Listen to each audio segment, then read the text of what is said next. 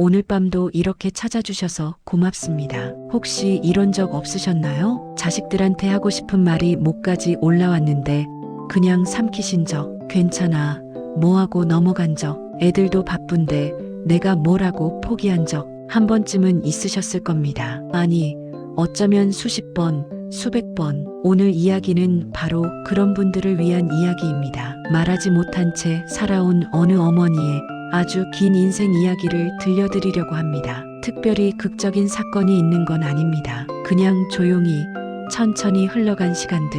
하지만 그 시간 속에는 누군가의 삶이 고스란히 담겨 있습니다. 사연을 보내주신 분은 올해 68입니다. 경상남도의 작은 도시에서 살고 계시고요. 평생 남의 집 일을 거들며 살아오셨대요. 특별할 것 없는 사람이라고 직접 쓰셨습니다. 하지만 저는 이 사연을 읽으면서 한참을 가만히 앉아 있었습니다. 이분이 살아온 시간이 누군가에겐 너무 익숙한 시간일 것 같아서요. 어쩌면 여러분의 이야기일 수도 있고 여러분 어머니의 이야기일 수도 있습니다. 오늘은 조용히 들어주시면 좋겠습니다. 이분은 1956년생입니다. 태어난 곳은 전라남도의 어느 산골 마을. 아버지는 농사를 지었고 어머니는 품을 팔았습니다. 6남매 중 넷째.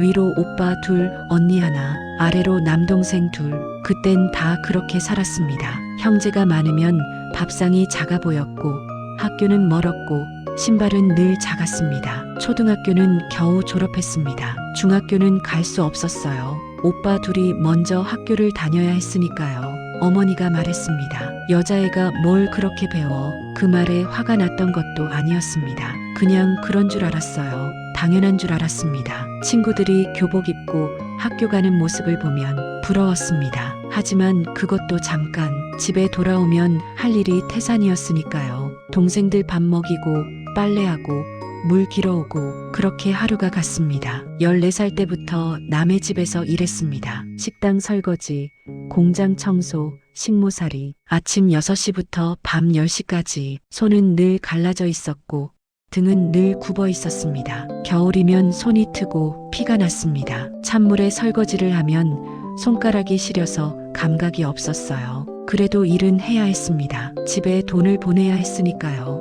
한 달에 한 번씩 봉투에 돈을 넣어 보냈습니다. 어머니는 한마디도 안 하셨어요. 고맙다는 말도 수고했다는 말도 그냥 받아서 치맛자락에 넣으셨습니다. 그게 당연한 줄 알았습니다. 나만 힘든 게 아니었으니까요. 언니도 그랬고 동네 언니들도 다 그랬으니까요. 꿈이 있었냐고요? 아니, 꿈을 생각할 여유가 없었습니다. 내일 벌 돈, 보낼 돈, 먹을 밥, 그것만 생각하며 살았어요. 가끔 라디오에서 노래가 나오면 잠깐 멈춰서서 들었습니다. 그게 유일한 낙이었어요. 근데 그것도 오래는 못 들었습니다. 주인 아줌마가 일 안 해? 하면 다시 손을 움직여야 했으니까요. 이분은 말합니다. 그땐 다 그렇게 살았어요. 나만 힘든 게 아니었어요. 그냥 살았어요. 그게 인생인 줄 알았어요. 중매였습니다. 친척 아저씨가 소개해준 남자였어요. 한 번 만나서 얼굴 보고 두 번째 만나서 결혼 날짜를 잡았습니다. 사랑이 뭔지 몰랐습니다. 그냥 시집을 가는 거구나 그렇게 생각했어요. 남편은 공사판에서 일했고 사람은 나쁘지 않았습니다. 술을 마시지 않았고 손찌검도 하지 않았어요. 그것만으로도 감사했습니다. 동네에는 술 먹고 들어와서 난리치는 남편들도 많았거든요. 우리 남편은 그러지 않았어요. 다만 말이 없는 사람이었습니다. 괜찮아?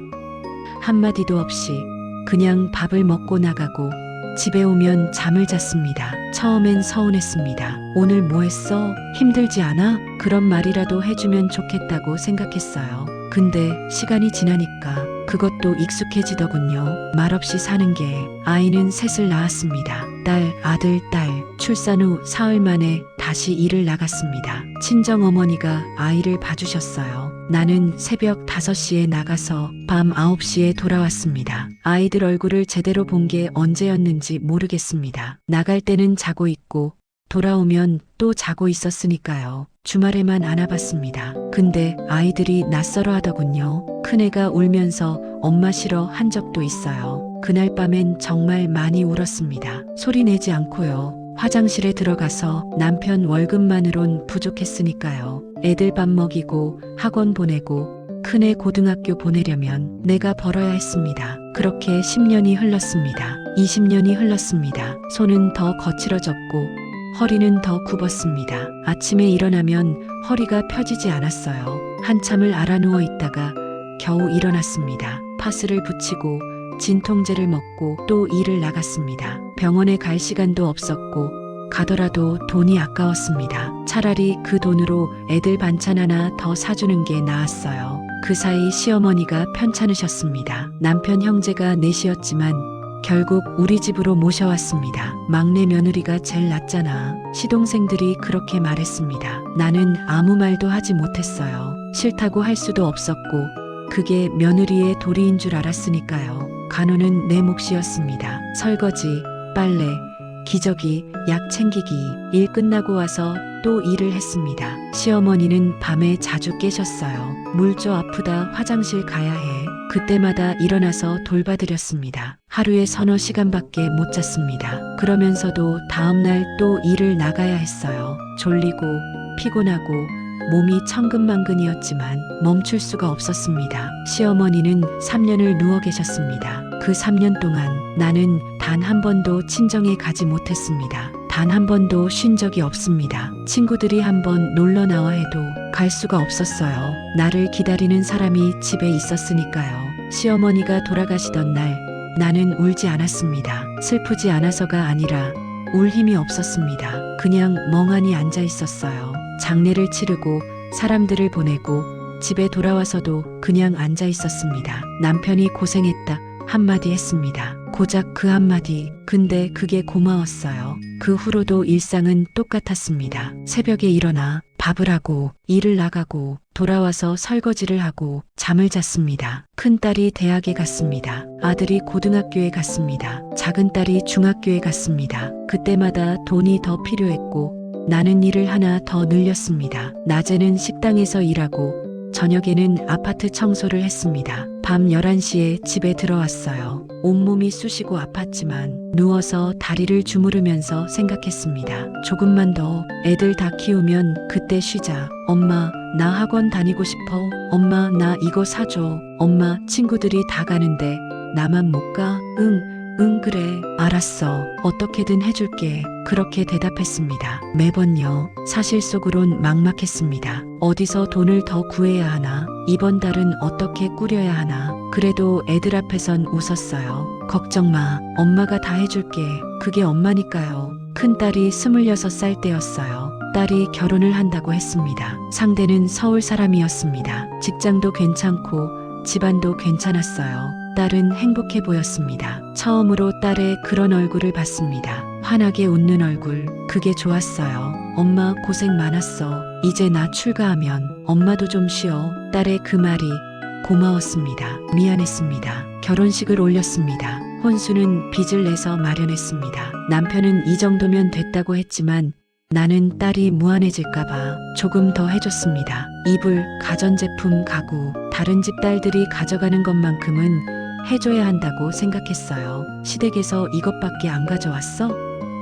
그런 말 듣게 하고 싶지 않았습니다. 빚은 나중에 갚으면 되니까요. 딸은 서울로 갔습니다. 한 달에 한 번 전화가 왔습니다. 엄마, 나 잘 지내. 짧게요. 응, 그래. 잘 먹고 다녀. 그렇게 대답했습니다. 사실 더 하고 싶은 말이 많았어요. 요즘 어떻게 지내니? 시댁은 괜찮니? 힘든 일은 없니? 근데 물으면 딸이 부담스러워할 것 같았습니다. 그냥 짧게 끊었어요. 그 후로 아들이 군대에 갔고 작은 딸이 취업 준비를 했습니다. 나는 여전히 일을 했습니다. 아들 제대하면 취직 자금도 필요하고 작은 딸 결혼 자금도 모아야 했으니까요. 그런데 남편이 쓰러졌습니다. 뇌졸중이었습니다. 공사장에서 일하다가 갑자기 쓰러졌대요. 119가 왔고 병원으로 실려갔습니다.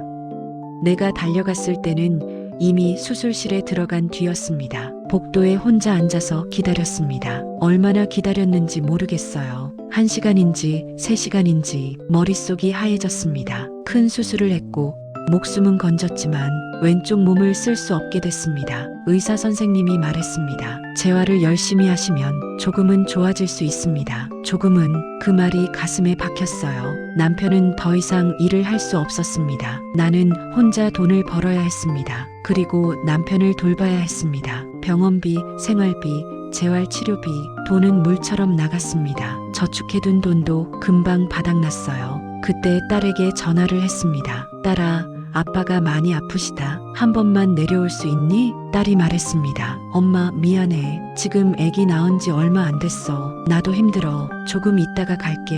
조금 있다가는 오지 않았습니다. 일주일이 지나고 한 달이 지나도 아들에게도 연락했습니다. 제대 후 취업 준비 중이었어요. 아들아, 아빠 좀 보러 와. 엄마, 나 지금 면접 준비 중이야. 나중에 갈게. 나중에도 오지 않았습니다. 작은 딸은 전화도 잘 안 받았습니다. 엄마, 나 바빠. 나중에 전화할게. 뚝 끊겼습니다. 혼자서 남편을 돌봤습니다. 식사, 대소변 씻기기, 옷 갈아입히기, 하루 종일 남편 곁에 있었어요. 일도 그만뒀습니다. 남편을 혼자 둘 수가 없었으니까요. 그러니 수입이 끊겼습니다. 저축도 바닥났고 결국 집을 팔았습니다. 평생 모아서 산 그 집을 전세로 작은 집에 들어갔어요. 왜 그랬을까요? 아이들이 나쁜 건 아닙니다. 그냥 바빴던 거겠죠. 자기 일이 급했던 거겠죠. 나도 그랬으니까요. 어쩌면 나도 젊었을 때 어머니를 그렇게 대했을지 모릅니다. 그러니 원망은 하지 않았습니다. 다만 외로웠습니다. 조용히요. 자다가 가셨어요. 아침에 깨워도 일어나지 않았습니다. 119를 불렀지만 이미 늦었습니다. 장례식에는 아이들이 왔습니다. 사흘 동안 있다가 갔습니다. 큰딸은 엄마 힘들면 말해라고 했지만 뭘 말해야 할지 몰랐습니다. 힘들다는 게 뭔지도 잘 모르겠고 말해봤자 달라질 것도 없었으니까요. 아들은 엄마, 내가 돈 보낼게라고 했지만 실제로 보내진 않았습니다. 한 번 보냈어요. 10만 원. 그게 마지막이었습니다. 작은 딸은 아무 말도 하지 않았습니다. 그냥 장례식장에 앉아 있다가 갔어요. 장례가 끝나고 집에 혼자 돌아왔습니다. 텅 비었습니다. 집이 이렇게 넓었나 싶었습니다. 방 2개, 거실 하나, 작은 집인데도 너무 넓어 보였어요. 그날 밤 혼자 밥을 먹었습니다. 반찬은 김치 하나, 소리 없이 밥을 먹고 설거지를 하고 TV를 켰습니다. 드라마가 나왔지만 무슨 내용인지 모르겠더군요. 그냥 소리가 필요했습니다. 사람 목소리가 들리는 게 좋았어요. 그렇게 몇 달이 흘렀습니다. 일은 계속했습니다. 나가지 않으면 할 게 없었으니까요. 집에 있으면 자꾸 생각이 났습니다. 내가 뭘 잘못한 걸까? 왜 아이들은 안 오는 걸까? 내가 부족했던 걸까? 아니, 그런 생각도 사치였습니다. 그냥 허무했습니다. 평생 뭘 한 건지, 누구를 위해 산 건지 그게 잘 모르겠더군요. 새벽에 자주 깼습니다. 3시, 4시 잠이 안 왔습니다. 천장을 보다가 일어나서 물을 마시고 다시 누웠습니다. 가끔 눈물이 났어요. 이유도 없이 그냥 나왔습니다. 아침이 오면 또 일어나서 밥을 먹고 일을 나갔습니다. 사람들 틈에 있으면 조금 나았어요. 혼자가 아닌 것 같아서 명절에 아이들이 왔습니다. 손주들도 데리고 왔어요. 반가웠습니다. 손주가 3이었어요. 다들 컸더군요. 할머니, 그렇게 안기는데 눈물이 날 것 같았습니다. 밥을 차려줬어요. 며칠 전부터 준비했습니다. 애들이 좋아할 만한 것들로 갈비찜, 잡채, 전. 손주들이 할머니 음식 맛있어 했습니다. 그게 그렇게 기쁠 수가 없었어요. 하지만 금방 갔습니다. 엄마, 우리 가봐야 해. 애들이 힘들어해서. 응, 그래. 조심히 가. 문을 닫고 나니 또 조용해졌습니다. 아까 그 시끌벅적하던 게 꿈만 같았어요. 손주들이 놀다 간 장난감이 거실에 굴러다녔습니다. 치우지 않고 며칠 뒀습니다. 그게 있으니까 조금 덜 쓸쓸했습니다. 어느 날 동네 복지관에 갔습니다. 혼자 있기 답답해서요. 거기서 비슷한 나이대 사람들을 만났어요. 다들 비슷한 이야기를 하더군요. 애들이 안 와. 명절에만 와. 전화도 잘 안 해. 나만 그런 게 아니구나. 그렇게 생각하니까 조금 위로가 됐습니다. 복지관 선생님이 말했어요. 어르신들, 요즘은 자식들도 바빠요. 옛날처럼 부모 모시고 사는 게 쉽지 않아요. 어르신들도 이제는 당신들 인생을 사셔야 해요. 그 그 말이 귓가에 맴돌았습니다. 내 인생, 내가 산 게 내 인생이 아니었나? 그럼 지금까지 난 뭐였나? 선생님은 이렇게도 말했어요. 혼자 계시는 게 외로우면 이렇게 복지관에 자주 나오세요. 사람들 만나고 이야기하는 것만으로도 마음이 한결 나아질 거예요. 실제로 그랬습니다. 한 주에 2번씩 나갔어요. 거기서 노래도 배우고 그림도 그리고 차도 마셨습니다. 처음엔 어색했어요. 내가 이런 데 와도 되나 싶었습니다. 돈도 안 버는데 집에 가서 뭐라도 해야 하는 거 아닌가. 근데 선생님이 말했어요. 어르신, 이것도 일이에요. 당신 마음을 돌보는 일, 이게 제일 중요한 일이에요. 그 말을 듣고 조금 마음이 놓였습니다. 마트에서 장을 보고 나오는데 누가 불렀습니다. 어머니, 돌아보니 낯익은 얼굴이었습니다. 20년 전쯤 제가 돌봐드렸던 할머니의 손녀였습니다. 그땐 중학생이었던 아이가 이제 어른이 돼 있었습니다. 어머니, 저 기억하세요? 외할머니 댁에서 일하셨잖아요. 기억했습니다. 그 집에서 3년을 일했었죠. 할머니는 치매가 있으셨고 나는 매일 밥을 해드리고 목욕을 시켜드렸습니다. 힘들었지만 할머니가 제 손을 꼭 잡으면 괜찮았어요. 그 아이는 이제 어른이 된 그 사람은 내 손을 잡았습니다. 어머니, 저 그때 어머니한테 너무 고마웠어요. 외할머니가 어머니 오시면 얼굴이 환해지셨거든요. 어머니가 손 잡아주시면 할머니가 웃으셨어요. 나는 아무 말도 못했습니다. 그런 줄 몰랐거든요. 그때 어머니가 해주셨던 미역국 아직도 기억나요. 제가 학교 가기 전에 어머니가 밥 먹고 가라고 한 그릇 떠주셨잖아요. 그게 제일 맛있었어요. 나는 그때 일이 생각났습니다. 그 아이가 아침도 안 먹고 학교 가는 게 안쓰러워서 그랬던 거였어요. 밥 한 그릇 더 하는 게 뭐 대수냐 싶어서 저 그거 잊지 않았어요. 어머니 덕분에 외할머니 마지막이 편안하셨어요. 저희 가족이 다 고마워했어요. 그 사람은 내 손을 꼭 쥐었습니다. 따뜻했습니다. 어머니, 건강하세요.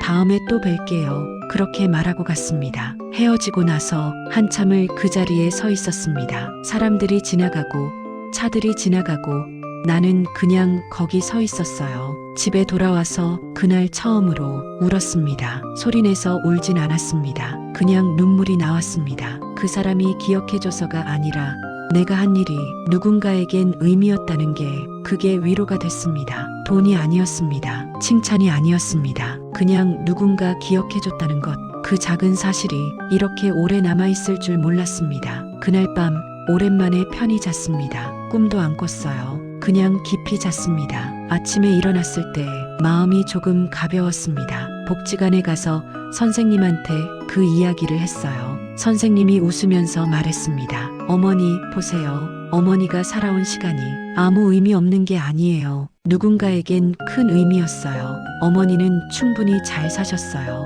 그 말을 듣고 울컥했습니다. 누가 그런 말을 해준 게 처음이었거든요. 잘 살았다고, 충분했다고, 그동안 난 늘 부족하다고 생각했습니다. 아이들한테 미안했고, 남편한테 미안했고, 나 자신한테도 미안했습니다. 더 잘했어야 했는데, 더 벌었어야 했는데, 더 좋은 엄마였어야 했는데, 그런 생각만 했어요.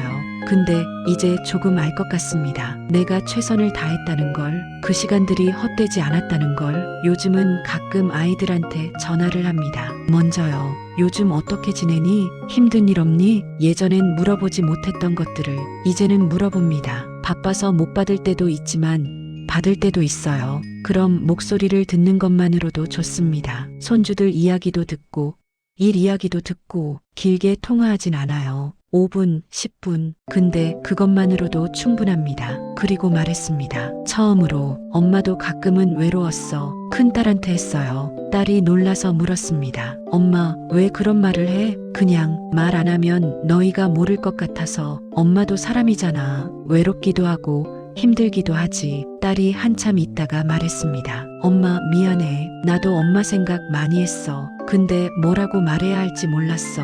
괜찮아. 이제 알면 됐지. 너무 늦지 않았어. 그날 통화를 끊고 나서 마음이 한결 가벼웠습니다. 말을 해서 그런가 봅니다. 평생 참고 살았는데 이제는 조금 말해도 되는 것 같아요. 여러분은 어떻게 들으셨나요? 이분은 사연 끝에 이렇게 쓰셨습니다. 아이들한테 원망은 없어요.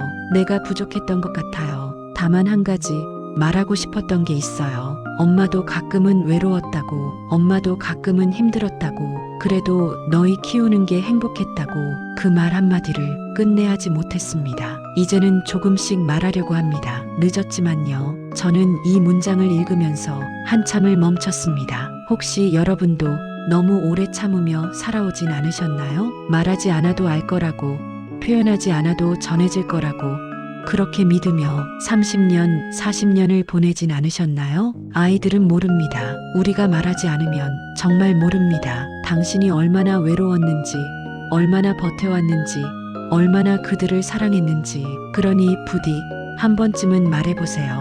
어색해도 쑥스러워도 나도 외로웠어. 나도 힘들었어. 그래도 너희가 있어서 괜찮았어. 그 한마디가 당신에게도 아이들에게도 위로가 될 수 있습니다. 그리고 기억하세요. 당신이 살아온 시간은 결코 헛되지 않았습니다. 누군가에겐 큰 의미였고, 누군가에겐 힘이 됐고, 누군가에겐 삶 그 자체였습니다. 당신은 충분히 잘 버텨왔습니다. 이제는 조금 덜 참아도 됩니다. 조금 더 말해도 됩니다. 조금 더 당신을 위해 살아도 됩니다. 오늘도 들어주셔서 고맙습니다. 부디 따뜻하게 주무세요.